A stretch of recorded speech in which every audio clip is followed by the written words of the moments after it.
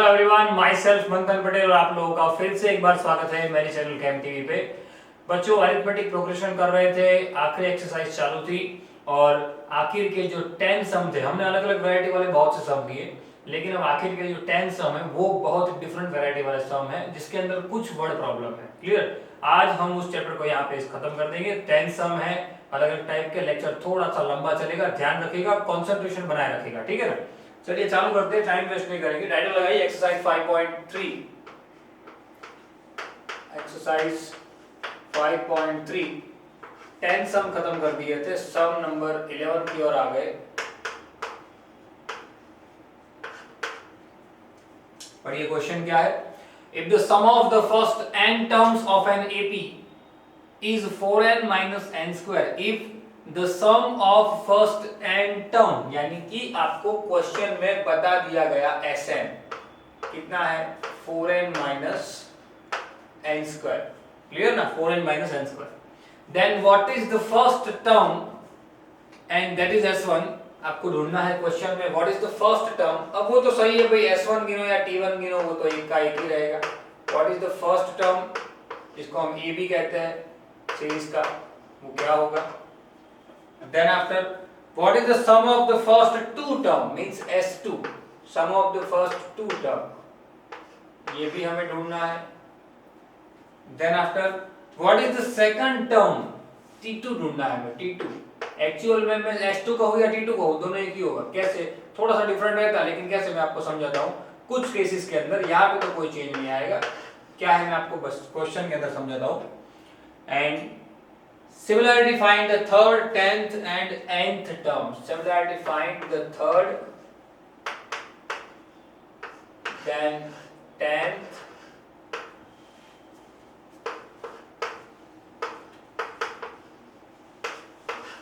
and nth term.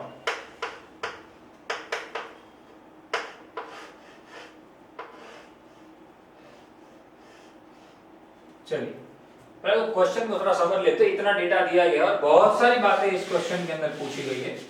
यहाँ पे आपको एक चीज का ख्याल रखना है, थोड़ा सा दिमाग लगाना है कि आपको Sn दिया गया है। क्या दिया गया है क्वेश्चन के अंदर, आपको क्या दिया गया है, Sn। आपको Sn दे दिया गया है, वो कितना है, 5n, माफ कीजिए 4n plus n square, माफ कीजिए n square। साथ में आपको ढूंढने को कहा गया है S1 यानी कि T1 यानी फर्स्ट टर्म, तो वो तो हमें सीधा मिल जाएगा। अगर मेरे पास Sn है 4n minus n square, तो मुझे यहाँ से S1 तो सीधा मिल जाएगा। अब S1 मतलब क्या, पहले टर्म का टोटल। टोटल मतलब कि पहला टर्म ही हुआ ना, पहले टर्म का टोटल तो वही हो, यानी 4 into 1 minus 1 का स्क्वायर 1 रहता है, यानी 4 minus 1 3। चलिए S1 आ गया 3। अगर S1 3 है तो AB कितना है, 3, मतलब कि मेरा फर्स्ट टर्म कितना है, 3। क्लियर ना, याद रखिएगा मेरा फर्स्ट टर्म कितना है, 3। अब सेकंड थिंग, आपको दूसरा पूछा गया है S2। अब एक्चुअल में जब आपको S2 ढूंढना है, T1 आप फॉर्मूला एक पढ़े थे आप लोग, मैंने फर्स्ट जब लेक्चर पढ़ाया तब एक फॉर्मूला मैंने आपको बताया था, उसका थोड़ा सा यूज यहाँ पे है। वो फॉर्मूला कुछ ऐसा था, Tn is equal to Sn minus Sn minus 1। Ready ना, Tn is equal to Sn minus Sn minus 1, यानी कि आप कोई भी पर्टिकुलर टर्म ढूंढ रहे हो, क्या आप कोई भी पर्टिकुलर टर्म ढूंढ रहे हो, वो पर्टिकुलर टर्म जो भी है, जैसे कि 10वें नंबर का टर्म है, तो 10वें नंबर के टर्म का तो 10 टर्म का टोटल माइनस 9 यानी कि एक कम का टोटल, वो हमें कौन सा टर्म देता है, 10वें नंबर का टर्म देता है। ऐसा एक फॉर्मूला था जो हमने फर्स्ट लेक्चर के अंदर सीख लिया, उसका थोड़ा सा यूज यहाँ पे करना है। अब देखिए एक्चुअल में मुझे S2 जब ढूंढना है, समझना, S2 मुझे जब ढूंढना है, मेरे पास एक चीज आपको यहाँ पे सीखनी है, वो क्या है, जरा देख लीजिए कि मेरे पास जब S1 3 है, मेरे पास जब S1 3 है, तो मैं अगर S2 ढूंढने की ट्राई करूं उसी के ऊपर से, तो मुझे क्या मिलता है, 4 into n की वैल्यू 2 minus n यानी 2 का स्क्वायर, यानी 4 2 जा 8 minus 2 2 जा 4 यानी 4, यानी फर्स्ट S2 मुझे कितना मिलता है, 4। कितना मिलता है, 4।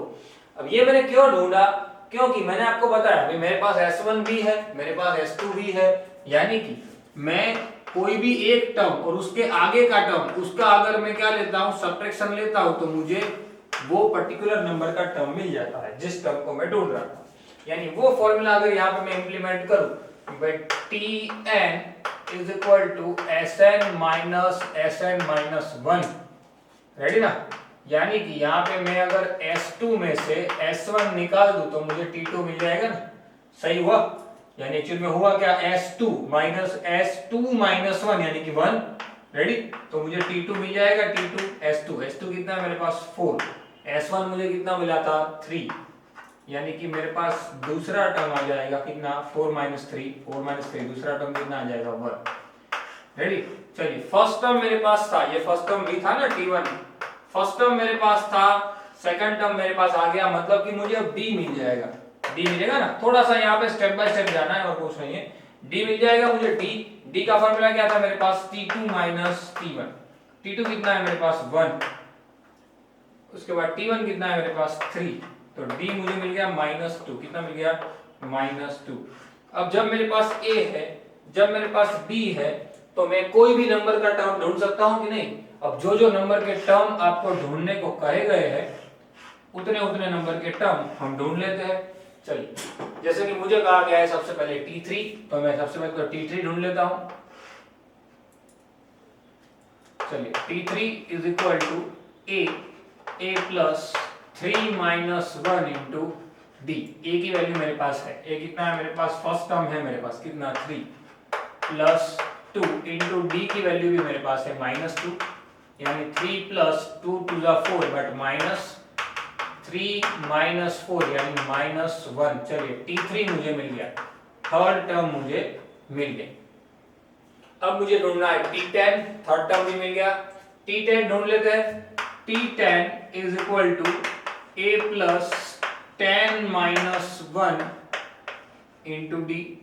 A कितना है मेरे पास, A यानी फर्स्ट टर्म मेरे पास है 3 प्लस 9 इंटू D भी मेरे पास है कितना 2, सो 3 प्लस 9 टू जा -18, क्योंकि 2 माइनस है, -15 आ जाएगा।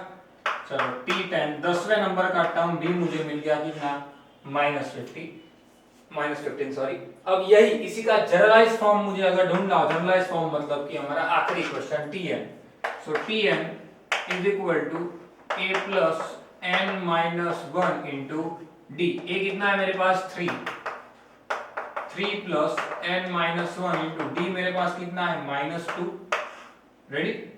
सो 3 प्लस -2n ब्रैकेट में फिलहाल रखता हूं, माइनस माइनस प्लस 2 1 जा 2। अब ब्रैकेट को जरा मैं ओपन कर देता हूं, Tn के लिए ब्रैकेट को ओपन कर देता हूं, कितना मिलेगा 3 plus minus -2n plus 2, 3 plus 2 5 minus Tn 2n sorry, वो मुझे क्या मिल जाएगा n। अब यहां से आप एक चीज वेरीफाई भी कर सकते हो, जैसे कि आपने Tn, आपको जनरलाइज फॉर्म मिल गया Tn का, अब आप उसके ऊपर से अलग अलग टर्म ढूंढना चाहते हो तो वो भी ढूंढ सकते हैं। यानी पहले आप अगर इसको ढूंढ ले तो भी बात बन जाती है। जैसे कि मुझे T3 ढूंढना है, तो T3 5 माइनस 3 टू 6, 5 माइनस 6 -1, तो थर्ड टर्म -1 आया था, हाँ ये रहा, देखिए ठीक है ना। तो इस तरीके से 10वें नंबर का टर्म, तो T10 5 माइनस 10 10वें नंबर का है 2 इंटू 10, 10 टू द -20, 5 माइनस 20 -15 आ गया, देखिए T10 -15। यानी कि आप किसी भी तरीके से इसको ढूंढ सकते थे। क्लियर। सम थोड़ा सा टेढ़ा है, टेढ़ा जरूर है, क्योंकि आपको इसका यूज करना है और ये आपको याद रखना है, एक्चुअली में बहुत काम का फॉर्मूला है, रेडी। और यहाँ पे आपको ये चीज खास समझनी है कि जो S1 है, S1 वही मेरा T1 है, वही मेरा क्या है T1, और वही मेरा A है, यानी फर्स्ट टर्म वही रहेगा, ठीक है। इस बात का खास ध्यान रखिएगा। समझ में ना आया हो तो एक बार वापिस से इस सम को देखिए और उसके बाद खुद करने की ट्राई कीजिए, ठीक है। फटाफट से स्क्रीनशॉट लीजिए, उसके बाद आगे बढ़ते हैं, ले लीजिए स्क्रीनशॉट। चलिए बच्चों आगे बढ़ते हैं, क्वेश्चन नंबर टाइटल लगाइए, question number 12।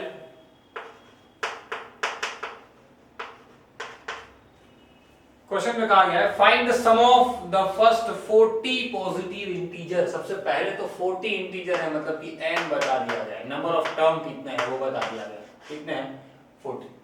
Now positive integer divisible by 6, divisible by 6 मतलब कि यहाँ पे थोड़ा सा खुद से दिमाग लगाना है और एक एपी जनरेट करनी है आपको। शुरुआत के पॉजिटिव इंटीजर मतलब कि जो पॉजिटिव साइड चल रहा है। इंटीजर हमारे पास दोनों साइड होते हैं, लेकिन यहाँ पे बताया गया है कि पॉजिटिव साइड ही है, पॉजिटिव साइड के ही सॉरी लेने हैं, बराबर। और वो भी ऐसे जो सिर्फ 6 के टेबल में आता है, यानी कि 6 से डिविजिबल हो। तो सीधी बात है, हमारे पास एक एपी जा रही होगी भाई, एपी है मेरे पास 6, 12, 18, ऐसे मेरे पास 40 टर्म है। कितने टर्म है? 40। लेकिन कौन सा 41 नंबर का है, यानी कि 40वें नंबर का है, वो मुझे पता नहीं है। 40th टर्म कौन सा है वो नहीं पता है। सो आपको ढूंढना है find the sum of first 40 term, यानी कि आपको S40 ढूंढना है। क्या ढूंढना है? S40। तो जो एपी हमने जनरेट की है उसके ऊपर सबसे पहले हम डेटा लिख सकते हैं ना। कौन सा डेटा लिखेंगे? सबसे पहले तो आपको ए बता दिया गया है कितना, 6। कॉमन डिफरेंस भी आपको बता दिया गया है कितना, 62 - 3। क्लियर ना। एन भी बता दिया गया है कितना है, एन आपके पास क्वेश्चन में है, एन है 40। आपको ढूंढना है S40। सिंपल सी चीज है, लॉजिक है। आपको मैंने पहले भी बताया था कि आप डेटा लिखना अगर सीख जाओगे तो आपको सब कुछ आ जाएगा। यहाँ पे L वाला फॉर्मूला यूज नहीं कर पाएंगे क्योंकि लास्ट टर्म नहीं, 2a + n - 1 * d।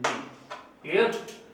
चलिए अब इसको सॉल्व कर देते हैं। S40 40/2, 2a, a की वैल्यू मेरे पास कितनी है, 6 प्लस n की वैल्यू मेरे पास कितनी है, n ये रहा 40 -1, 40 -1 n की सॉरी इनटू d कितना है मेरे पास, 6। क्लियर। सिर्फ नॉर्मल सी कैलकुलेशन में आपको कुछ करना नहीं है, यानी कि 40/2 क्या, 40/2 क्या करना है आपको, सिंपल। चलिए 6 2 जा 12, 39 × 6, सिंपल। चलिए 20, 12 प्लस 39 6 जा, तो 46 जा कर सकते हो पहले तो। क्लियर। 46 जा कर सकते हो ना नॉर्मली, अगर करना चाहो तो। फिर उसमें से हम 6 निकाल देंगे। तो यहाँ पे अगर 46 जा करके 6 4 जा 240, 240 में से 6 निकाल दो, यानी 234। रेडी। 20 × 234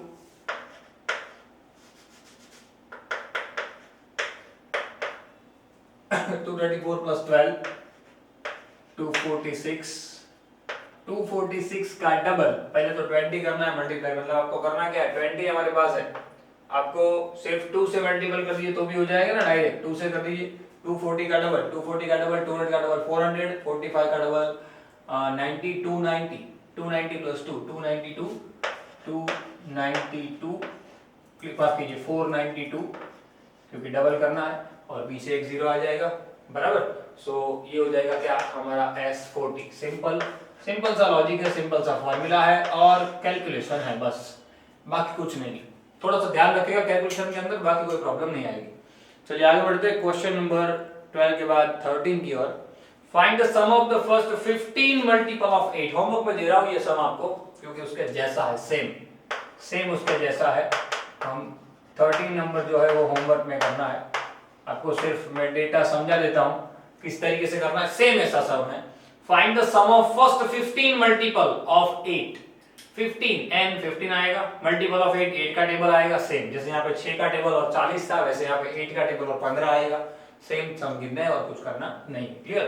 क्वेश्चन नंबर 13 के बाद 14 उसके जैसा ही है, खास इसका आंसर कमेंट सेक्शन में होना चाहिए।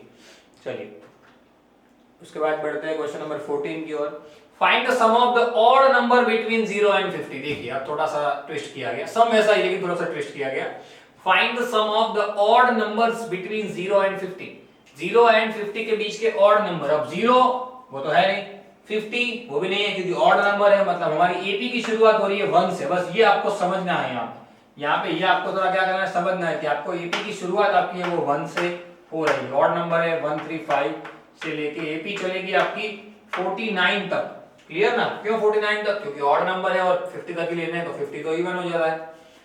Find the sum of the odd number, यानी कि हमें ढूंढना है क्या, इसका सम, इसका टोटल। तो मेरे पास पहले तो n नहीं है ना, तो पहले मुझे n ढूंढना पड़ेगा क्योंकि नंबर ऑफ टर्म्स कितने हैं एक्चुअल में मुझे पता है कि भाई ऑड नंबर ही है, 1 से शुरू करना है तो 25 25 होते हैं दोनों। क्लियर। पर यहाँ पे आपको ध्यान रखना है, पहले आपको कैलकुलेट करना पड़ेगा। Tn यानी आखिरी टर्म जो है मेरा वो ढूंढना पड़ेगा। Tn आखिरी टर्म के ऊपर से मैं क्या ढूंढूंगा, 49 के ऊपर से n, a plus n minus 1 into D. Tn कितना दिया है 49, a कितना है 1, n मुझे ढूंढना है, d 3 माइनस 1 कितना है मेरे पास 2। 49 इसको इस तरफ ले लो यानी कितना हो जाएगा 48 n माइनस 1 इंटू 2 से अगर मैं कट कर दूंगा 24, इसको इस तरफ ले लूंगा यानी नंबर ऑफ टर्म मुझे मिल गए 25, n मिल गए 25। अब यहाँ पे मैं l वाला फॉर्मूला लगा पाऊंगा, क्यों? क्योंकि यहाँ पे मेरे पास आखिरी टर्म है, यहाँ पे मेरे पास आखिरी टर्म है, देखो ये रहा 49, यानी कि यहाँ पे मैं नॉर्मल फॉर्मूला लगा पाऊंगा Sn is equal to n by 2 in bracket l a plus l, माफ कीजिए क्या a प्लस l, रेडी ना? यहाँ पे मैं नॉर्मल सा फॉर्मूला लगा पाऊंगा Sn is equal to n by 2 a plus l, यानी n बाई 2, n की वैल्यू ढूंढी अभी हमने, कितनी आई 25 बाई 2, a कितना है मेरे पास, a है 1, आखिरी टर्म कितना है मेरे पास, आखिरी टर्म 49, 1 प्लस 49 यानी टोटल हो जाएगा 50, 25 इंटू 25 625, यानी आपको Sn की वैल्यू मिल जाएगी कितनी 625। ठीक है, फटाफट से स्क्रीनशॉट ले लीजिए, उसके बाद आगे बढ़ते हैं, ले लीजिए स्क्रीनशॉट। चलिए बच्चों आगे बढ़ते हैं, क्वेश्चन नंबर 15 पढ़िए थोड़ा, क्योंकि आपसे वर्ड प्रॉब्लम चालू हो रही है, थोड़ा सा समझना है वर्ड प्रॉब्लम के अंदर, बाकी इतना कुछ है नहीं। A contract on construction job specifies a penalty for delay of a completion beyond a certain date as follow.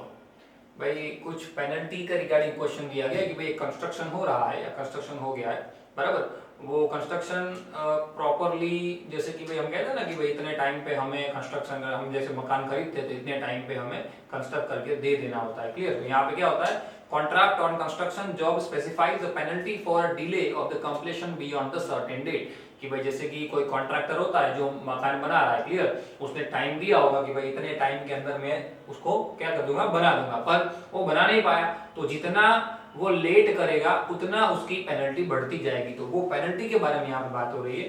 वो बताएगा कि the ₹200 for the first day, पहले दिन, जैसे कि 10 दिन का टाइम दिया था और 11 दिन हो गए तो पहले दिन की पेनल्टी होगी 200 रुपया, clear, for first day, and ₹250 for the second day, for 300 for the third day, यानी कि 11 तारीख को अगर 250 हुआ तो 13 तारीख को 300 हो जाएगा, माफ कीजिए 12 तारीख को 300 हो जाएगा, 13 तारीख को 350 हो जाएगा, यानी कि पर डे 50 रुपीस का इंक्रीमेंट आ रहा है। देखिए पर डे, समझिए क्वेश्चन क्या है, समझिए क्वेश्चन ऐसा है कि जैसे कि कोई कॉन्ट्रैक्टर है, वो कोई एक बिल्डिंग खड़ी कर रहा है लेकिन कुछ फिक्स टाइम में वो खड़ी नहीं कर पाया, कुछ का कोई भी रीजन से, तो जो भी उसका जो मेन ऑनर होगा वो क्या कहेगा, उसको उससे पेनल्टी मांगेगा, भाई आपने इतने टाइम पे क्यों हमें बना के नहीं दिया, क्योंकि हमें भी कस्टमर को देना है। तो वो क्या करेंगे, वो जो आपका मकान जो बना हुआ है वो उसमें थोड़ा बहुत जो भी चेंज आएगा, जो भी वो बनाना बाकी है उसके अंदर, वो बनाएगा तो सही, क्योंकि आपको बना के देगा वो, लेकिन वो बनाने में जितने दिन डिले होगा, जितने डेज डिले होगा, वो क्या होगा, उसकी पेनल्टी उसको देनी पड़ेगी ऑनर को।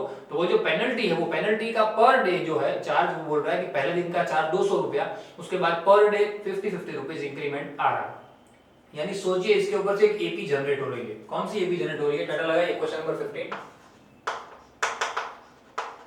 सबसे पहले तो 200 रुपये थे, उसके बाद सेकंड डे पे 250 हो गए, देन आफ्टर 300 हो गए, क्लियर ना? ऐसी एक एपी चल रही है हमारी, समझिएगा ऐसे।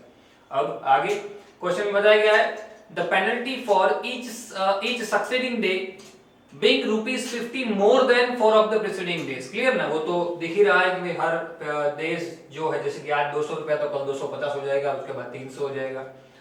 How much money the contractor has to pay as a penalty if he has delayed the work for 30 days? हाँ चलिए 30 days तक, ये first day, second day, third day, ऐसे आगे बढ़ते बढ़ते 30 डेज, मतलब कि इनडायरेक्टली एपी की वैल्यू के अंदर n दे दिया है, n कितना है मेरे पास 30। अब यहाँ पे कंफ्यूजन ये रहती है कि मैं T30 ढूंढूंगा या S30। तो आपको ऐसा पूछा गया है कि भाई 30 डे के बाद वो कॉन्ट्रैक्टर उसके ऑनर को टोटल कितना रुपया पे करेगा, कि भाई पहले दिन में 200 रुपया दिया, दूसरे दिन में 250 दिया, तीसरे दिन में 300 दिया, मतलब कि आखिरी 30 दिन तक वो कितनी पेनल्टी पे करेगा, तो उन सबका टोटल आएगा ना, सही है भाई, सीधा ही है ना, 200 रुपया प्लस 250 प्लस 300 प्लस 350 प्लस 400, यानी कि पूरी क्या आएगी, एक सीक्वेंस आएगी, जो सीक्वेंस का हमें क्या ढूंढना है, समेशन। बस जितने भी हमारे पास वर्ड प्रॉब्लम है, ये वर्ड प्रॉब्लम को समझ के आप एक बार डेटा तैयार कर लो, फिर सारे वर्ड प्रॉब्लम आपको आसानी से आ जाएंगे। ठीक है, अच्छी तरीके से जैसे मैं समझाऊं वैसे समझ लो, पहले आपको दिमाग में तुरंत बैठ जाएगा करना क्या है। चलिए समझ में आ गई। यहाँ पे हमें क्या ढूंढना है, यहाँ पे हमें ढूंढना है S30 एज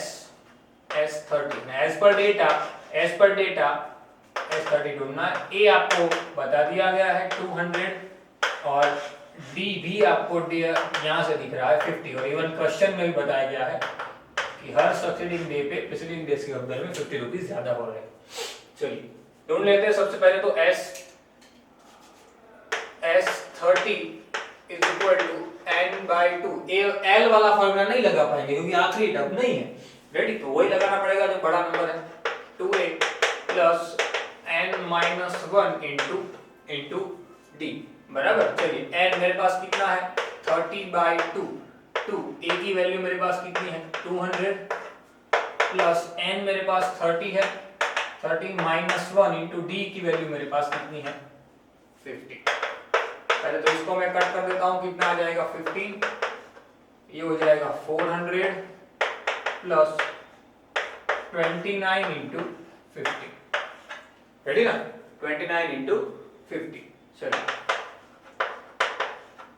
सो 400 प्लस 29 5 145, क्लियर ना, और एक जीरो पीछे है तो वो जीरो आ जाएगा, दोनों को ऐड कर देते हैं, 15 इंटू 400 इंटू 1450 1850, अब कॉमन सा है, आपको सिर्फ इसका मल्टीपल करके आंसर लाना है, वो हो जाएगा आपका S30, बस वो आंसर आप मल्टीप्लाई करके ला दीजिएगा। ठीक है ना, क्या करना है, नॉर्मल इस दोनों का मल्टीप्लाई करो, उतना रुपया, फिर आखिर में लिखना है ना वर्ड प्रॉब्लम, इसलिए मैंने आपको थर्ड लेसन में भी सिखाया, फोर्थ में भी सिखाया कि अगर डेटा वर्ड प्रॉब्लम के फॉर्म में तो आपको आखिर में लिखना पड़ता है। So this much rupees have to pay the contractor, this much rupees have to pay the contractor. Contractor जो है वो ऑनर को कितना रुपया पे करेगा, इतना, जो भी मल्टीपल उसका आएगा उतना रुपया पे करेगा।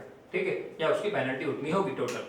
रेडी, चलिए समझ में आई बात, देखिए कितना इजी है, इजी बन जाता है अगर आप डेटा अगर क्लियर कर दो। एपी वही है, एपी मतलब क्या, अगर आपको डेटा जनरेट करना नहीं आया तो सबसे भयंकर चैप्टर, और अगर आपको डेटा आइडेंटिफाई करना आ जाए तो सबसे इजी।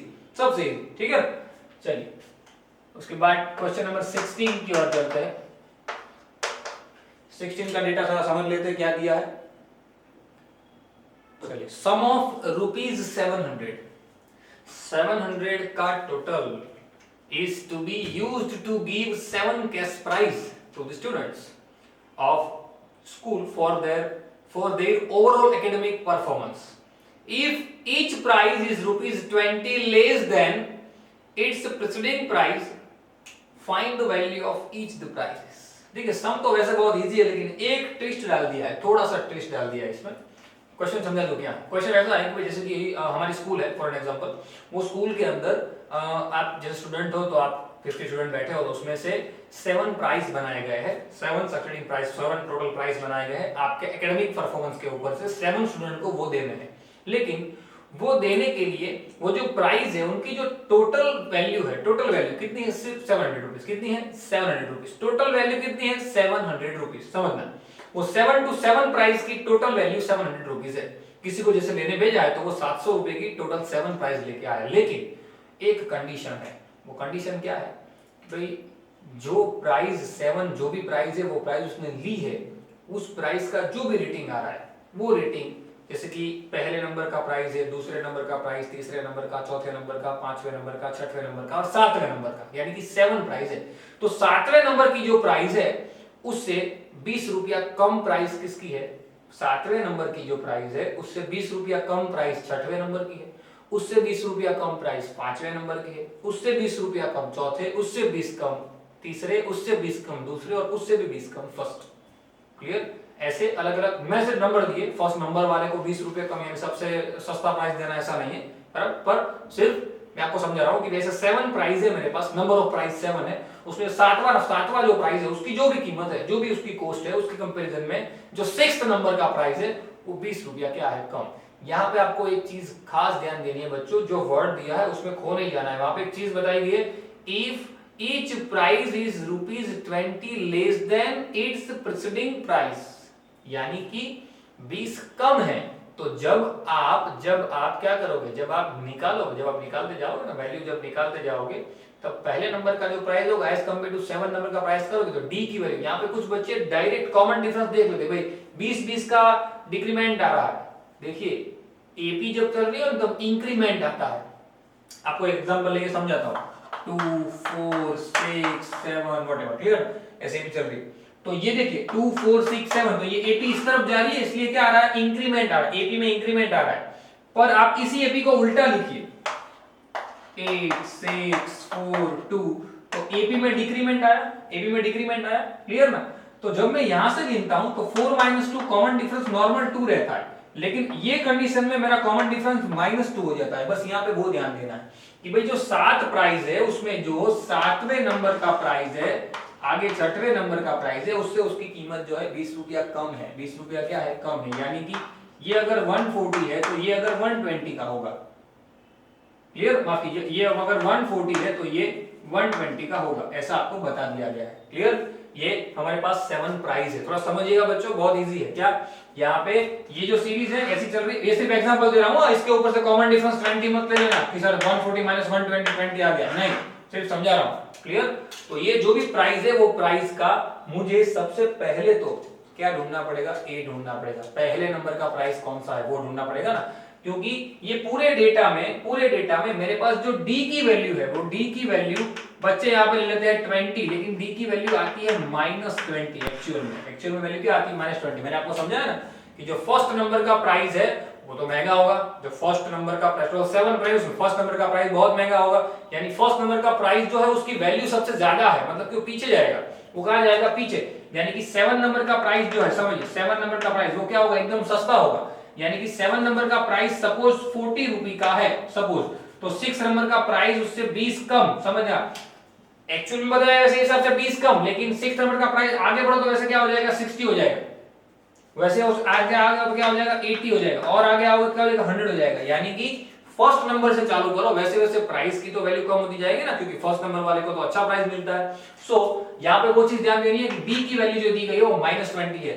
ये इतना सारा जबेला नहीं अगर सीखना है आपको, तो भी आपको डायरेक्ट अगर वर्ड से पता चल जाता है तो वो भी दिया हुआ ही है, क्या, each price is ₹20 less than is the preceding price, preceding price के कंपैरिजन में, प्रीसीडिंग प्राइस जो उसके कंपैरिजन में 20 रुपया कम है। तो सीधी बात है, एपी आगे बढ़ती है, वैसे इंक्रीमेंट में होती है, यहाँ पे तो 20 रुपया कम है, मतलब ये भी डिक्रीमेंट में जा रही है, सीधी बात है ना। तो यही चीज है, डिक्रीमेंट में जा रही है तो कॉमन डिफरेंस सीधा आएगा माइनस, सही है, क्लियर। तो बस यहाँ पे ये डेटा समझना है, हर एक समय में आपको इस तरह का डेटा समझाऊंगा, बस आपको डेटा समझ के ही काम करना है। डी आपको यहाँ पे इनडायरेक्टली दिया गया कितना, -20, कितना दिया गया, -20। नंबर ऑफ प्राइस कितने हैं मेरे पास, 7, यानी कि n मेरा कितना है, n मेरा कितना है, 7, नंबर ऑफ प्राइस, क्लियर ना, प्राइस मेरा कितना है 7, और इसके अंदर मेरे पास टोटल रुपीस है, यानी कि सबका टोटल, भाई 20 40 + 60 + 80 सब मिला के है, मतलब कि मेरे पास S7 की वैल्यू है कितनी, टोटल रुपीस कितना है मेरे पास 700, कितना है 700। मुझे क्या ढूंढना है, मुझे फर्स्ट प्राइस की वैल्यू ढूंढनी है, यानी कि मुझे ए ढूंढना है, क्या ढूंढना है, मुझे ए ढूंढना है, समझ में आई बात, क्योंकि क्वेश्चन में पूछा गया find the value of each of the price, find the value of each of the price, यानी कि आप एक वैल्यू ढूंढ लो, फर्स्ट वैल्यू ढूंढ लो, उसके बाद फिर 20 रुपया बढ़ाते जाना, बात खत्म कर देंगे सीधा, ठीक है। चलिए डेटा तैयार हो गया, इसके ऊपर से हम सीधा लिख देते हैं जो भी हमारे पास फॉर्मूला है, SN मतलब फॉर्मूला लगाते हैं, SN = n/2 2a + n - 1 × d, S7 7/2 2, a की वैल्यू मेरे पास नहीं है, मुझे ढूंढनी है, सॉरी, a की वैल्यू प्लस n 7 है -1 × कॉमन डिफरेंस -20 है, बस यहाँ पे वो समझना है, मेन बात वो है, d की वैल्यू मेरे पास -20 रहेगी अकॉर्डिंग टू क्वेश्चन। कुछ बच्चे यहाँ पे 20 करते हैं, ध्यान रखना, खास मिस्टेक ना हो। सो 7/2 फिलहाल ऐसे ही रखते हैं, 2a रखते हैं क्योंकि S7 मेरे पास 700 है, क्लियर ना। चलिए प्लस 7 माइनस 1 यानी कि 6, b की वैल्यू -20 एज इट इज। सब कैलकुलेट करते देखिए, 7 से कट करो 100 हो जाएगा, 2 को सामने मल्टीपल कर दो, क्या हो जाएगा 200 is equal to 2a plus 6 2 जा 12 यानी -120, इस तरफ आएगा प्लस हो जाएगा यानी 200, समझना 200 plus 120 is equal to 2a, 200 plus 120 320 is equal to 2a, a आ गया 160, a कितना आ गया 160, यानी फर्स्ट नंबर का जो प्राइस है, फर्स्ट नंबर का जो प्राइस, और इसके ऊपर से आपको बहुत ही ज्यादा क्लियर हो जाएगा, फर्स्ट नंबर का जो प्राइस है a वो कितना है 160, तो दूसरे नंबर का T2 वो प्राइस कितना होगा 140, क्लियर ना, क्योंकि 20 कम है, 20 कम है, डिग्री में जा रहा है ना, हमारी एपी डिक्रीजिंग ऑर्डर में जा रही है, बताया गया है डिसेंडिंग ऑर्डर में। T3 तीसरे नंबर की प्राइस कितनी होगी 120, चौथे नंबर की प्राइस कितनी होगी 100। ये पूछा नहीं है, सिर्फ सिखा रहा हूं, ये आपको पूछा नहीं है क्वेश्चन में, आपको ईच प्राइस ढूंढनी है, माफ कीजिए पूछा है value of the each of the price, each price हर एक प्राइस की वैल्यू ढूंढनी है, तो हर एक की मैं लिख देता हूं भाई, पहले प्राइस की 160, दूसरे की 140, तीसरे की 120 100, चौथे की 80, पांचवे की 60, सिक्स्थ की 40 और सेवंथ की 20। देखिए इतनी टोटल मेरे पास वैल्यू आएगी, क्लियर। पहला प्राइस 160, 20 कम 140, 20 कम 120, 20 कम 100 और 20 कम 80, 20 कम 60, 20 कम 40, 20 कम 20, क्लियर। यानी कि इन सब का मिला के टोटल आपको वेरीफाई करना हो तो आप वेरीफाई कर सकते हो भाई, इन सब का टोटल कर दो, इन सब का टोटल तो 700 आ जाता है, और आ जाए तो आपका सम राइट है, सिंपल, क्लियर ना। आपको ए ढूंढना था, ए मिल गया। देखिए हर एक वर्ड प्रॉब्लम को बच्चों अच्छी तरीके से कीजिएगा, समझना, पहले तो वर्ड प्रॉब्लम समझना, डायरेक्ट आंसर मत लिखना वरना बहुत मिस्टेक होगी, ठीक है। फटाफट से स्क्रीनशॉट लीजिए, उसके बाद आगे बढ़ते, ले लीजिए। आगे बढ़ते हैं 17 नंबर का क्वेश्चन देखिए, थोड़ा सा टेढ़ा है, दो तरीके से हो सकता है, थोड़ा इजी वे से करेंगे, मैं आपको दोनों तरीके समझाता हूं। In school students thought the planting trees in around the school to reduce air pollution. चलिए बहुत अच्छे बच्चे हैं, आपके जैसे बच्चे हैं जो सोच रहे हैं कि हम स्कूल के आसपास प्लांटेशन करेंगे एटमॉस्फेयर को थोड़ा क्लीन करने के लिए, clear.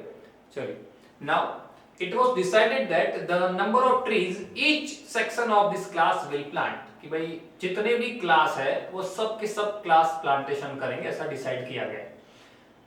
in which they are studying, जहां जो भी पढ़ रहे हैं, फॉर एन एग्जांपल देके समझाया है हमें, अच्छी बात है। Section of class 1 will plant 1 tree, section of class 2 will plant 2 trees, मतलब कि क्लास वाइज छोटे बच्चे, जैसे कि भाई क्लास 1 वाले बच्चे, स्टैंडर्ड 1 वाले वो एक बनाएंगे, एक ही प्लांट करेंगे, सेकंड वाले 2 करेंगे, थर्ड वाले 3, 10th वाले जैसे आप लोग हो तो 10th वाले 10 प्लांट करेंगे, क्लियर, 10 प्लांट करेंगे। नाउ अब आपके दिमाग में हो रहा है सर ये क्लास बोल रहे हैं तो हर एक स्कूल के अंदर तो बहुत सारे डिवीजन होते हैं, तो उसके बारे में भी आपको यहाँ पे क्लियर बता दिया गया है। There are the 3 section of the each class, मतलब कि टोटल मेरे पास कितने हैं 12 क्लास, समझ मेरे पास टोटल कितने स्टैंडर्ड, अगर मैं स्टैंडर्ड वाइज समझाऊं आपको तो मेरे पास टोटल 12 स्टैंडर्ड है, कितने स्टैंडर्ड है 12, और हर एक के मेरे पास 3 सेक्शन। तो यहाँ पे मैं सम दो तरीके से कर सकता हूँ, एक मैं एपी बनाऊं ऐसी जिसके अंदर मेरे हर एक स्टैंडर्ड में कितने, हर एक स्टैंडर्ड के अंदर, जैसे कि पहला स्टैंडर्ड है, मैंने जैसे क्या बताया, फर्स्ट स्टैंडर्ड वाला क्या करेगा, फर्स्ट स्टैंडर्ड वाला सिर्फ एक प्लांट करे, प्लांटेशन में देगा, क्लियर ना, समझ में आई बात। तो यहाँ पे आपको क्या ध्यान रखना है कि भाई कोई एक ही प्लांटेशन, कोई एक क्लास जो है, कोई एक क्लास वो, माफ कीजिए, कोई एक स्टैंडर्ड अगर एक प्लांट ग्रो कर रहा है, लेकिन ऐसे कितने सेक्शन है 3, तो मैं आपको सीधी सी बात समझाऊं कि भाई फर्स्ट क्लास वाला है, ये फर्स्ट वाला उसके पास ए बी और सी, 3 क्लास है ना, ए बी और सी, रेडी। तो ये एक प्लांट ग्रो करेगा, एक ये करेगा, एक ये करेगा, मतलब कुल मिलाकर कितना हो जाएगा ये 3। वैसे ही अगर दूसरा क्लास वाला आएगा, सेकंड वाला, तो वो क्या करेगा, 2 ये करेगा, 2 ये करेगा, 2 ये करेगा, क्लियर ना। तो ये कितना हो जाएगा, 2 2 2 6, वैसे ही तीसरा क्लास वाला आएगा, तो ये कितना करेगा टोटल 9। क्लियर ना? तो अब हमें इसके अंदर आगे बढ़ना है और आपको बताना है मुझे कि मैं एक इस तरीके से कर सकता हूं तो भी मेरा डायरेक्ट आंसर आ जाएगा, पर इससे भी एक बेटर वे है कि मैं क्या करूं भाई, हर एक क्लास इसकी जैसे डेटा में दिया गया है, हर एक क्लास के अंदर जो चीज बताई गई है वही चीज लेते हैं।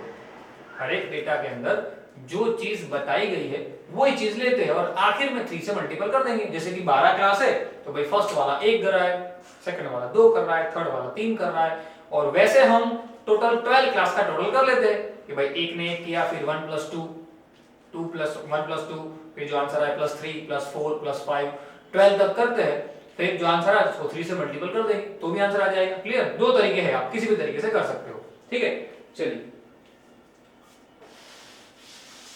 आपके लिए जो इजी वे मुझे लगता है मैं आपको वो तरीके से दिखा रहा हूं कि मेरे पास नंबर ऑफ क्लास कितने हैं 12, यानी मेरी एक एपी बन रही है। क्वेश्चन क्या लगाइए, क्वेश्चन नंबर आपको बताया गया है 17। रेडी?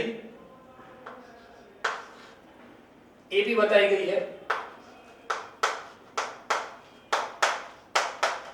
क्लियर? ऐसी एपी हमारी जा रही है अप टू कहां तक जा रहा है 12। ठीक है, चलिए देन चलिए यहाँ पे मेरा आखिरी टर्म मुझे पता है कितना 12, तो पहले डेटा लिख देता हूं मैं, a = 1, डिफरेंस भी मेरे पास नॉर्मल है 2 - 1 1, और मेरा लास्ट टर्म tn वो भी मेरे पास कितना है 12। सिंपल ना, यानी उसको मैं l भी कह सकता हूं। चलिए मेरे पास फॉर्मूला है Sn = n/2, a + l लगा सकता हूं क्योंकि मेरे पास आखिरी टर्म है। Sn की वैल्यू Sn मुझे ढूंढना है, क्लियर ना? टोटल नंबर ऑफ कितने क्लास के लिए मुझे ढूंढना है, ये जो है वो tn वो कितना है 12, यानी आखिरी टर्म मेरे पास है tn कितना है मेरे पास l, यानी कि माफ कीजिए मुझे n ढूंढना है। नंबर ऑफ टर्म्स मेरे पास 12 है, माफ कीजिएगा क्लास हमारे पास 12 है ना, यानी n है 12। रेडी? सो S12 12 करना है total, n/2 a + l, a कितना है 1, l भी वही रहेगा 12 6 13 78। क्लियर? S12 सिंपल, क्योंकि 12 क्लास है, 12 क्लास के लिए n भी 12 रहेगा और tn भी क्या रहेगा, हालांकि वो दिखाने की जरूरत नहीं क्योंकि n हमने 12 दिखा दिया है। तो ये जो है वो हमारा क्या रहेगा t12, यानी कि tn आखिरी टर्म यानी कि n। क्लियर? दिखाना तो दिखा सकते हैं। अब ये आ गया, यानी कि 12 क्लास, हर एक क्लास अगर अकॉर्डिंग टू स्टैंडर्ड, पहला स्टैंडर्ड अगर 1, दूसरा स्टैंडर्ड अगर 2, तीसरा 3 ऐसे प्लांटेशन करता है तो सब मिलकर 78 प्लांटेशन करेंगे, लेकिन वैसे कितने सेक्शन है 3, but each class have 3 section, each class have 3 section, so total plantation 78 into 3,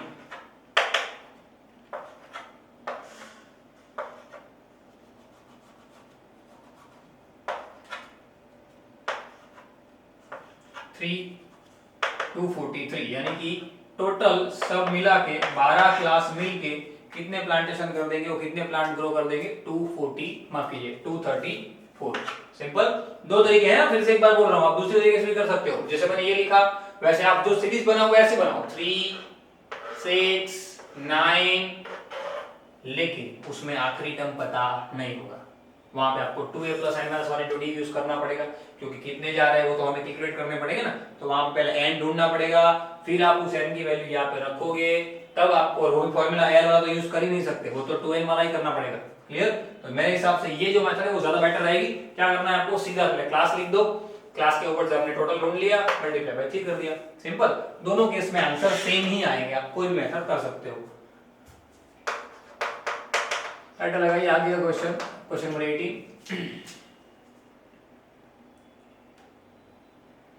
Spiral is the made up of the successive semicircle which centers alternately at A and B, starting with the center at a of radius 0.51 यानी 1.5, मतलब कि हर एक semi circle है उसकी जो radius है वो 0.5 बढ़ रही है। नीचे आपको दिया भी गया है। इस फिगर को बच्चे समझने में बहुत मिस्टेक करते हैं, बहुत इजी है एक्चुअल में। देखिए ये ए बी है और ये हमारा फर्स्ट सेमी सर्कल है, देन आफ्टर हमारा एक सेकंड सेमी सर्कल है, then after third semi circle है, then after fourth semi circle है। वैसे सेमी सर्कल जो है ऐसे आगे बढ़ते जा रहे हैं। क्लियर? ऐसा क्वेश्चन में दिया गया है, क्वेश्चन के अंदर ऐसा बताया गया है। रेडी? अब क्वेश्चन पढ़िए। आपको बताया गया spiral is the made of the successive semi circle with the centre alternately at a and b. Alternately a and b के साथ वो चेंज हो रहा है, लेकिन यानी कि पहला सेमी सर्कल अगर ये आया तो अगर ए सेंटर हुआ, तो दूसरा सेमी सर्कल अगर ये आएगा तो अब सेंटर कौन बनेगा? बी। यानी कि अब हमारे पास पूरी ये वैल्यू आएगी, पूरी ये रेडियस आएगी। फिर वापिस अगर हमने ये सेमी सर्कल लिया तो अब मेरा सेंटर बनेगा ए, यानी कि अब मेरा जो रेडियस आएगा वो ये आएगा और ये आएगा। क्लियर? समझ में आया ना बात? वैसे आपको बता दिया गया है। पहली जो रेडियस है वो 0.5, फिर हर एक सक्सेसिव नंबर के अंदर रेडियस बढ़ती जा रही है। कितनी? 0.5 बढ़ती जा रही है। Now what is the total length of the each spiral made up of the 13 successive semicircle? 13 semicircle जो होंगे, 30 semicircle अगर मैं करूं तो आपको क्या ढूंढना है? Find what is the total length of such spiral. ऐसी स्पाइरल की लेंथ क्या होगी भाई? ये 1 2 3 ऐसे 13 करूं तो कितनी लेंथ होगी? तो सबसे पहले मुझे आपको स्पाइरल की लेंथ पूछी गई है। जैसे कि ये सर्कल होता तो सर्कल का होता अगर, तो ये यहां से लेके यहां तक का लेंथ, उसको मैं क्या कहता? सर्कमफेरेंस कहता था। Circumference of circle is the 2 pi r। But यहां पे सर्कमफेरेंस ऑफ सेमी सर्कल आएगा, क्योंकि आधा ही सर्कल है। देखिए हर एक केस में आधा ही सर्कल है, सिर्फ हर एक केस के अंदर रेडियस जो है बदलती जा रही है। तो सर्कमफेरेंस ऑफ सेमी सर्कल कितना आएगा? 2 पाई r by 2, यानी कि कितना आ जाएगा? पाई r। सिंपल ना? पाई r हो जाएगा ना? सिंपल है, क्योंकि आपको पूरे सर्कल का सर्कमफेरेंस वो तो पता है कितना था? 2 पाई r, बट अगर सेमी हो जाएगा तो आधा करना पड़ेगा। सही है ना? चलिए, तो circumference of semi circle is pi r, यानी कि पहला सर्कमफेरेंस तो वो जो होगा वो पहली लेंथ होगी। पहला सर्कमफेरेंस मतलब पहली लेंथ, दूसरी लेंथ, तीसरी लेंथ, चौथी लेंथ, वैसी 13 लेंथ है टोटल। कितनी है? 13। तो एक एपी मिल गई हमें। एपी बनाने के लिए मुझे पहले ढूंढना पड़ेगा, पहले तो पाई r1 ढूंढना पड़ेगा, उसके बाद पाई r2 ढूंढना पड़ेगा, मतलब कि दूसरा सेमी सर्कल उसका लेंथ, तीसरा सेमी सर्कल उसका लेंथ, वैसे मुझे 13वें सर्कल का जो भी आएगा वो मुझे लेंथ ढूंढना पड़ेगा। क्लियर? तो सबसे पहले मैं पाई r1 ढूंढ लेता हूं, पाई r22। आपको पाई फिलहाल पाई रखना है तो भी चलेगा, आपको आखिर में वैल्यू रखनी है तो भी चलेगा, अभी से रख दो तो भी चलेगा, आखिर में रख दो ज्यादा बेटर होगा। तो पाई r1, r कितना है मेरे पास? r पहला r1 0.5 मतलब आधा, तो कितना हो जाएगा? पाई इंटू 1/2, यानी पाई 1 जा पाई, कितना हो जाएगा? पहला मिल गया pi by 2 first. Now second pi r2 pi into, अब कितना हो गया है? हर एक में 0.5 बढ़ोतरी हो रही है, मतलब अब कितना हो गया? 1, पाई 1 जा पाई।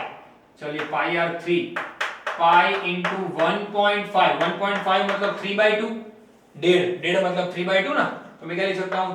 3/2 इंटू पाई, मतलब वो बन जाएगा 3 पाई बाई 2।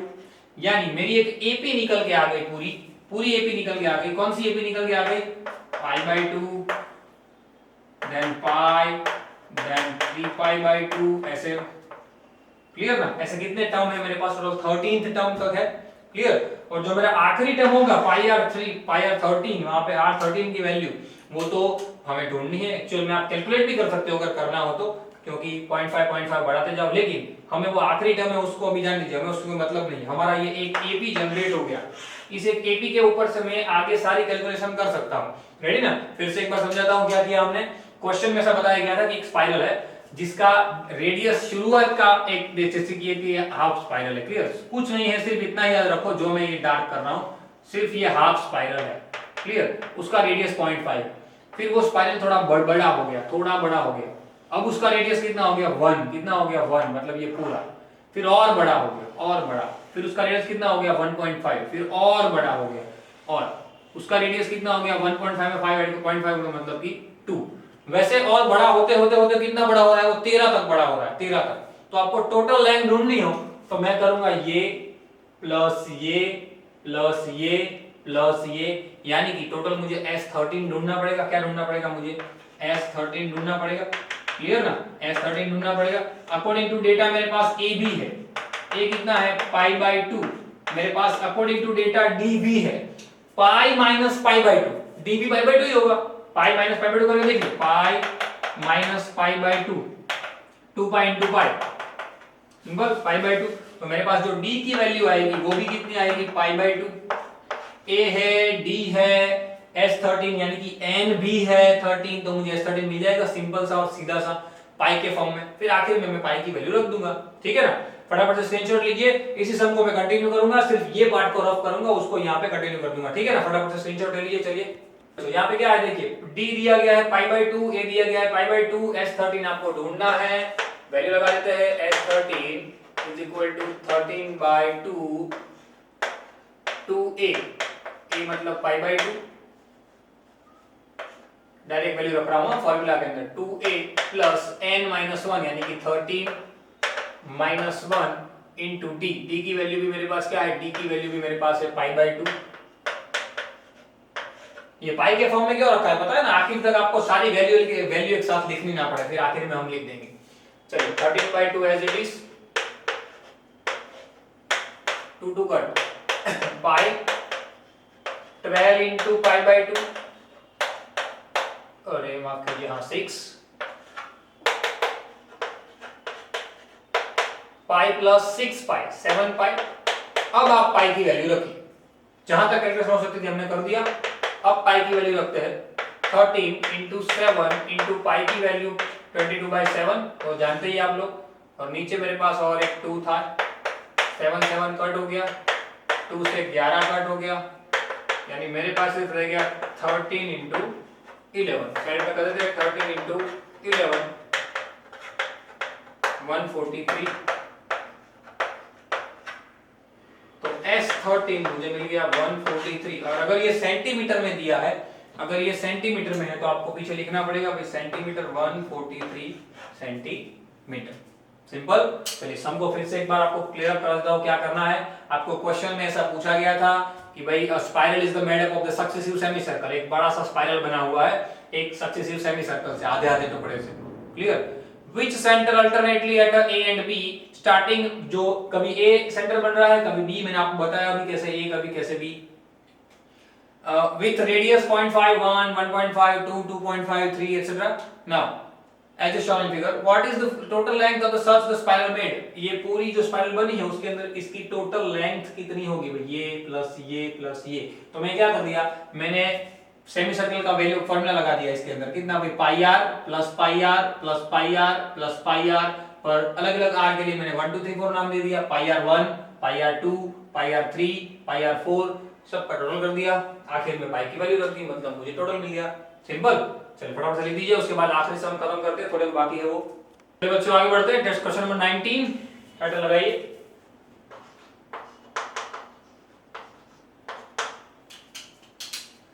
पूछा गया है 200 logs are stacked in following manner, एक 200 यानी कि 200 लकड़े को प्रॉपर्ली अरेंज किया गया है, नीचे फिगर भी है आप लोग देख सकते हो। 20 logs in bottom row, सबसे पहली रो में 20 लकड़े हैं, उसके ऊपर 19 है, उसके ऊपर 18 है, ऐसे पूरी है। देखो अरेंजमेंट ऐसी होती है ना, आप जब 12th में जाओगे तो 12th में एक चैप्टर आएगा सॉलिड स्टेट करके, उसमें इसको हेक्सागोनल ग्लॉस पैकिंग कहते हैं, ऐसे अरेंज किया गया, ऐसी ये लकड़े हैं, लड्डू नहीं है लकड़े हैं, ऐसे लकड़े हैं, ऐसे 1 2 3 4 क्लियर, बट इसके ऊपर ऊपर इसके अरेंज किया गया। टोटल ये सब लकड़े मिला के टोटल मेरे पास कितने लकड़े हैं, टोटल 200 लकड़े हैं, क्लियर। क्वेश्चन में ऐसा बताया गया है ना। सबसे पहले तो आपको एपी दी हुई है, तो एपी हम लिख देते हैं भाई, क्वेश्चन में एपी दी हुई है, क्या है एपी, सबसे पहले 20 लकड़े हैं, उसके बाद उसके ऊपर 19 है, उसके बाद 18 है, ऐसी एपी आगे बढ़ रही है, क्लियर। और टोटल नंबर ऑफ जो हमारे पास वुड एंड टिक्स है, जो भी स्टैक्स है वो कितने हैं, टोटल कितने हैं, यहाँ पे सिर्फ मैं लिख रहा हूँ टोटल स्टैक कितने हैं मेरे पास 200, यानी इन सब का टोटल ही 200 होगा, सही है ना। 20 प्लस 19 प्लस 18 प्लस समथिंग जो भी आगे बढ़ रहा है वो सब मिला के कितने हैं 200, मतलब कि इनडायरेक्टली S 200 चलिए वो बाद में समझाता हूँ किस तरीके से आया, पहले इतना याद रखिए टोटल स्टैक 200 है, क्लियर, वरना आप वापस सब मिक्स कर दोगे। चलिए क्वेश्चन बताया गया है in how many rows are the 200 log placed and how many logs are in the top row। कितनी रो, जैसे ये फर्स्ट रो, ये सेकंड रो, ये थर्ड रो, ये फोर्थ रो, ऐसे नंबर ऑफ रोज कितनी होंगी, यानी पहले तो आपको एन ढूंढना है। ये फर्स्ट रो में 20 है, दूसरी रो में 19 है, तीसरी रो में 18 है, मतलब इसे कितनी रो है वो ढूंढनी है। दूसरा एक और चीज भी ढूंढनी है, क्या कि जो फर्स्ट टॉप पे जो रो होगी, टॉप के ऊपर जो रो होगी उसमें नंबर ऑफ स्टैक कितने होंगे, नंबर ऑफ स्टैक कितने होंगे, कहां पे, टॉप रो, टॉप पहले जो ऊपर बनेगी वो। तो सबसे पहले ऊपर कौन सी रो बनेगी वो तो डिसाइड कर ले, उसके ऊपर फिर लकड़े डिसाइड करेंगे। पहले तो पहले नंबर की रो पे 20, 19, 18 ऐसे कितनी रो बनेगी।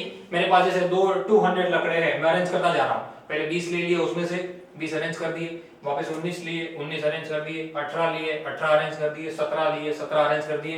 लेकिन कभी तो खाली होगा, वो जो खाली हो जाएगा वो कौन सी रो पे खाली होगा वो ढूंढना है, क्लियर ना, वो हमें ढूंढना है। क्वेश्चन समझ में आ गया बच्चों, बस वही करना है हमें। क्वेश्चन में बताया गया है कि भाई टोटल मेरे पास जो एपी है उस एपी के अंदर मेरा पहले डेटा लिख देता हूं, ए है 20, ए कितना है 20, कॉमन डिफरेंस डी मेरे पास है कितना -1, 19 -20, यहां मिस्टेक मत करना, क्लियर।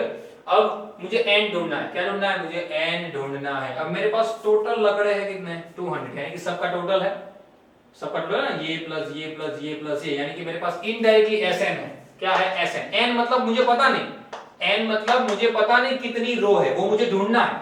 यहाँ पे देखिए एन मुझे ढूंढना है, लेकिन कितने लकड़े हैं वो पता है, कितने लकड़े हैं 200, क्लियर, समझ में आई बात, समझ में आई बात। एन मेरे को पता नहीं है, लेकिन एसएन मुझे पता है कितने हैं 200। चलिए इसके ऊपर फॉर्मूला लिख देते हैं, S200 is equal to n/2 in bracket 2a plus n-1 into d। S200 यानी कि 200 डिवाइड बाय 2, 2 a कितना है 20, n ढूंढना है, d कितना है -1, और S200 सॉरी माफ कीजिए SN, n मुझे ढूंढना है, गलती हो गई, n मुझे ढूंढना है, और Sn जो है वो मुझे 200 दिया हुआ है। S200 नहीं बना तो 200 लकड़ों का टोटल हो जाएगा। टोटल नंबर ऑफ जो स्टैक है वो कितने हैं 200, क्लियर। n तो मुझे ढूंढना है, चलिए 2 को यहां मल्टीपल कर दीजिए, कितना हो जाएगा 400, n इन bracket 40 plus n-1 into -1 as it is, -1 को अंदर मल्टीपल कर देते हैं, 400 है, रखिए उसको एज इट इज, कोई चेंज नहीं करना है। n पहले तो उसको भी रहने दीजिए, अभी कुछ चेंज नहीं करना है, पहले इसको अंदर वाले को सॉल्व कर देते, plus -n minus plus 1, direct कर रहा हूं क्या, -n माइनस प्लस 1 यानी -n प्लस 1, सिंपल। चलिए 400 n 41 माइनस n, 40 प्लस 1 41, यानी 41n minus n square is equal to 400। दोनों को इस तरफ ले लेते हैं, n square minus 41n plus 400 is equal to 0। चलिए ये तो एक इक्वेशन बन के आ गया। नॉर्मली सॉल्व आउट करना है, नॉर्मली सॉल्व आउट कर सकते हो आप कि भाई जिसका मल्टीपल 400 और एडिशन 41 आए, जिसका मल्टीपल 400 और एडिशन 41 आए, ऐसे कौन से दो नंबर है। तो मुझे तो पता है कि 25 और 16, पर आप लोग कैसे ढूंढोगे, मैंने आपको सिखा दिया फैक्टराइजेशन के अंदर। 400 उसके फैक्टर निकाल लो, और यहाँ पे दो नंबर ऐसे ढूंढो दुनिया के अंदर के जो आपको मिल जाएंगे, जिसका मल्टीपल आ जाएगा 400 और एडिशन आ जाएगा 41।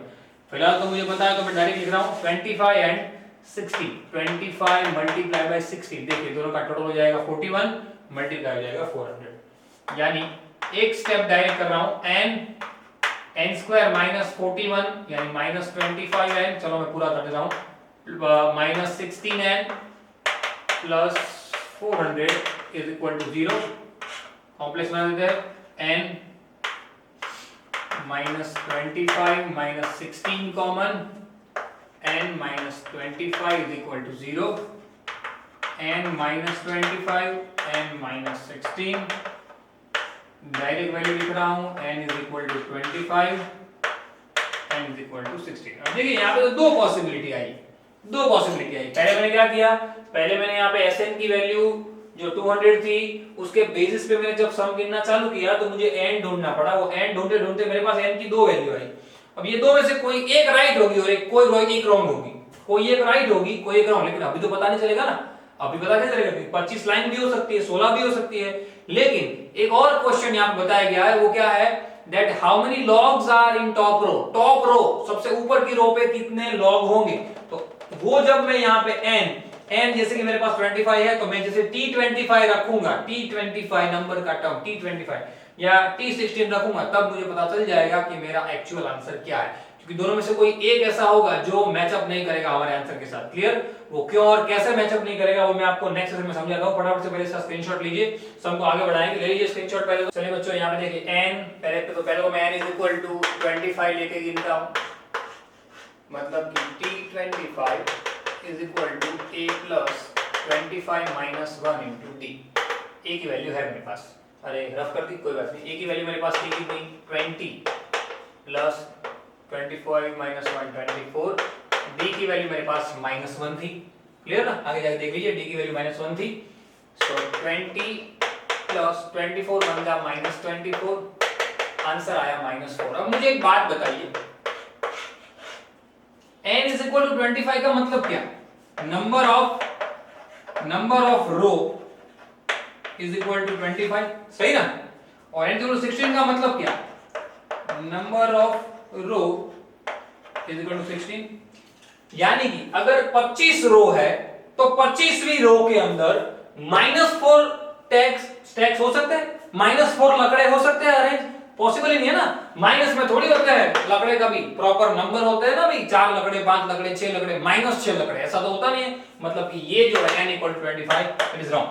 नाउ एक तो रॉन्ग साबित हो गया, दूसरा चेक कर लेते हैं, n is equal to 16, so t16 is equal to a plus 16 minus 1 into D.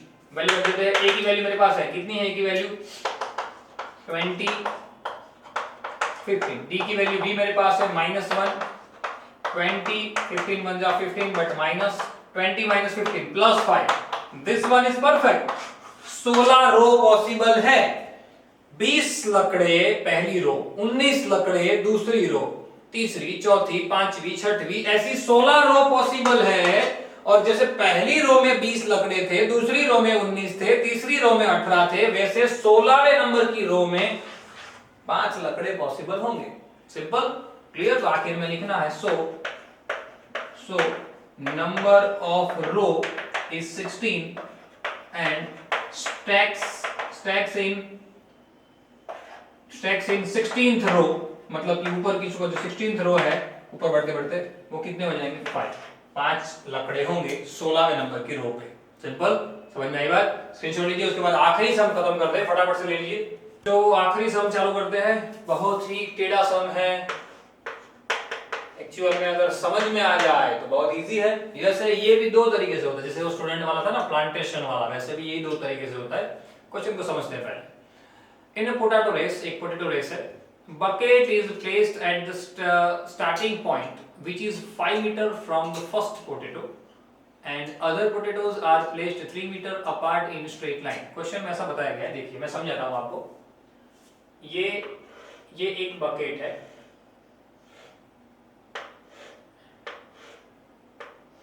Clear? इस बकेट के अंदर पोटैटो रखने हैं, बट पहला पोटैटो जो पड़ा है, पहला पोटैटो यहाँ पे पड़ा है तो वो 5 मीटर डिस्टेंस पे है, दूसरा पोटैटो 3 मीटर डिस्टेंस पे है, तीसरा पोटैटो 3 मीटर डिस्टेंस पे है। देखिए ये फर्स्ट पोटैटो है, सेकंड पोटैटो है, थर्ड पोटैटो है, वैसे वैसे मेरे पास टोटल 10 पोटैटोज है मेरे पास। कितने टोटल? 10 पोटैटो है। क्लियर ना? नाउ सो क्वेश्चन में ऐसा दिया गया है, are the 10 potatoes are in the placed in 3 metre पर straight line, there are the potatoes are in the line, 10 potatoes दिए गए सॉरी क्वेश्चन के अंदर, और फिगर भी गिवन है। मैंने आपको समझा दिया क्वेश्चन। पहले तो क्या है कि भाई मैं यहां से अगर दौड़ना चालू करूं तो 5 मीटर ऐसे डिस्टेंस कवर करूंगा, एक पोटैटो को उठाऊंगा, वापस 5 मीटर आऊंगा और फिर बकेट में डाल दूंगा। फिर 5 + 3 मतलब 5 + 3 कितना हो जाएगा 8 मीटर, प्लस वापस दूसरा 8 मीटर, वापस वो पोटैटो को इधर डालूंगा।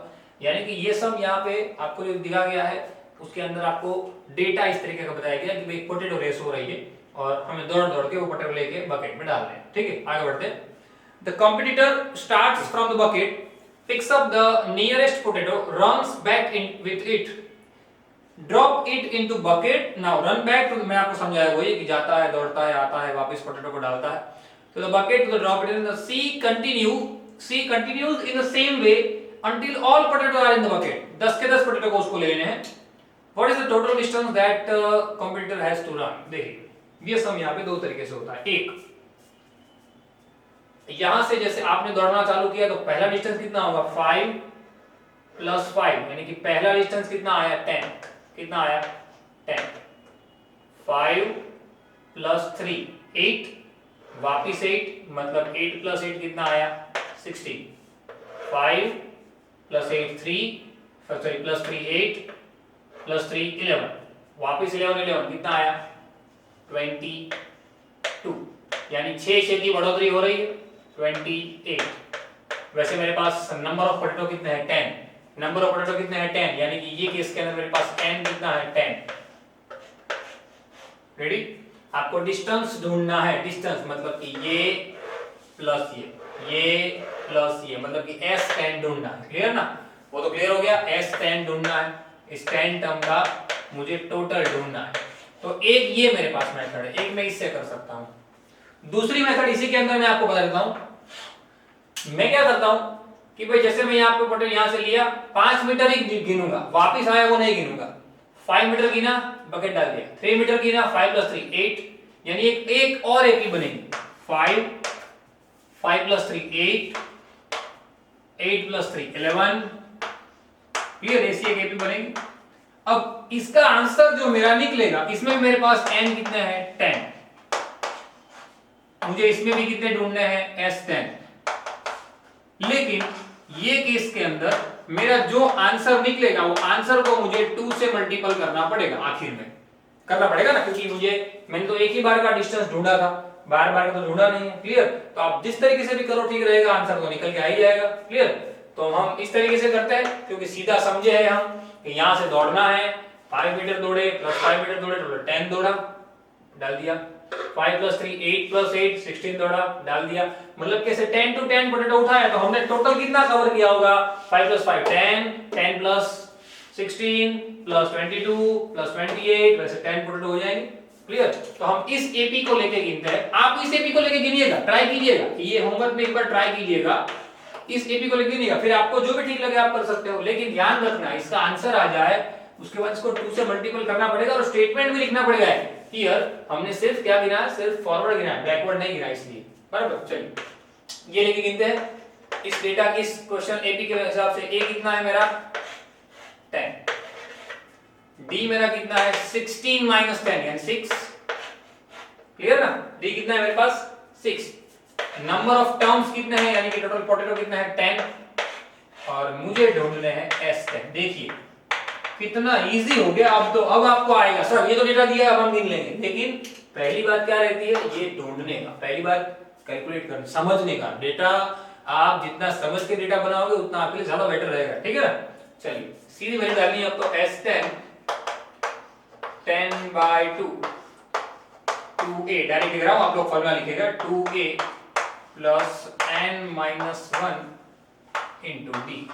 Clear, * d। चलिए 5 29 * 6 54 9 6 जा 54 + 20 = 2। 54 × 20 74 148। क्लियर ना, समझ में आएगा। माफ कीजिए 2 नहीं है 5 है, 5 से कर देते हैं, 4 5 20, 2 7 5 35 प्लस 2 270 सॉरी 370, ये हो गया मेरा S10। कितना हो गया S10, सिंपल। यानी कि टोटल कितना डिस्टेंस कवर किया, मीटर में गिने तो मीटर में दिया है तो यूनिट लिखना पड़ेगा, कितना किया 370 मीटर, सिंपल। यही एपी से अगर हम करते, ये एपी से तो मेरा ए बनता 5, मेरा डी बनता 3 और सम हम इस तरीके से करते। क्लियर, ये आपको होमवर्क में करना है, ट्राई कीजिएगा। क्लियर ना, समझ में आ जाएगा किस तरीके से किया। दोनों में से कोई भी एक मेथड कर सकते हो। समझ में आई बात, फिर से एक बार समझाता हूं क्या किया। पोटैटो रेस्ट थी, बकेट यहाँ पे पड़ा है, 5 मीटर डिस्टेंस पे एक पोटैटो है, मैं गया 5 मीटर पे लेके आया डाल दिया, और 3 मीटर मतलब कि 8 गया 8 आया डाल दिया, और 3 8 में ऐड कर दिया, 11 गया 11 आया डाल दिया। उसके बाद इस तरीके से मैंने क्या किया, ऐड करता गया, सारे पोटैटो कवर अप किया तो मैंने कितना डिस्टेंस ट्रैवल किया होगा, मिल गया भाई इतना 370, कितना 370 मीटर, इतना डिस्टेंस मैंने ट्रैवल किया होगा।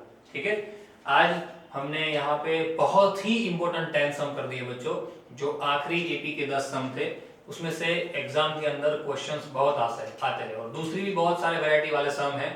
आपके पास अगर कोई भी रेफरेंस बुक है, अगर आर डी शर्मा पढ़ी है मैथ की, या कोई भी दूसरी रेफरेंस बुक है, तो आप उसके अंदर से भी ये सारे सम को गिनने की ट्राई कीजिएगा, जो अलग अलग टिपिकल मेथड से दिए हुए। ठीक है, और ध्यान रखिएगा एपी जो चैप्टर है उसका डेटा एक बार आपने आइडेंटिफाई कर लिया तो आपके लिए सम बहुत इजी हो जाएगा, क्योंकि पूरे चैप्टर में सिर्फ 2 ही फॉर्मूला है, वैसे 3 है लेकिन टोटल 2 ही है। ये तो इसका मिला हुआ है, एसएन वाला और टीएन वाला, सिंपल। तो आप डायरेक्टली सम को सॉल्व आउट कर पाओगे। ठीक है, सेशन आज बहुत लंबा चला है, शांति से पूरे वीडियो को देखिएगा। देखने के बाद एक बार स्पीड में आपके यूट्यूब में ऑप्शन आता है, जब आप क्लिक करते हो जो 3 डॉट दिए है ऊपर, वो 3 डॉट पे क्लिक करोगे तो आपको स्पीड का ऑप्शन आएगा नॉर्मल, वहां पे आप स्पीड से 1.75 1.50 की स्पीड से एक बार फिर से पूरे वीडियो को देख लीजिएगा, तो आपको फटाफट से पता चल जाएगा कि सर ने कैलकुलेशन कैसे की है। ठीक है, लेकिन एक बार शांति से देखने के बाद, प्रॉपर्ली प्रैक्टिस हो जाने के बाद, एक बार 2 बार प्रैक्टिस हो जाए उसके बाद, ठीक है, सिर्फ रिकैप के लिए ये मेथड है। ओके, सारे सम को प्रॉपर्ली लिखिएगा, अच्छी तरीके से नोटबुक में प्रॉपर प्रैक्टिस कीजिएगा। ठीक है, मिलते हैं अगले लेक्चर के अंदर एक नए चैप्टर के साथ। Till then, thanks a lot.